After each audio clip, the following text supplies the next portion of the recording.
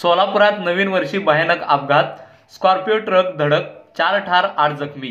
सोलापूर अक्कलकोट रोडवरील मैदर्गी गावाजवळील Shabdi form house समोर आयशर टेम्पो व कारचा भीषण अपघात झाला।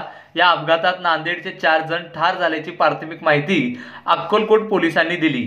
दरम्यान याबाबत अधिक माहिती देताना पोलिसांनी सांगितले की अक्कलकोटचे दर्शन घेऊन गगनापूरला जाणाऱ्या भाविकांच्या गाडीचा अपघात झाला आहे। स्कॉर्पिओ आणि आयशर ट्रक समोर धडकली। समोर झालेल्या अपघातात 2 महिला आणि 2 पुरुष जागीच ठार झाले असून 7 ते 8 जण गंभीर जखमी झाले आहेत। सर्व भाविक नांदेड जिल्ह्यातील असल्याची प्राथमिक माहिती पोलिसांनी दिली आहे। अपघातस्थळी अक्कलकोट पोलीस दाखल झाले असून जखमींना तातडीने अक्कलकोट सार्वजनिक रुग्णालयात दाखल करण्यात आल्याचे पोलिसांनी सांगितले।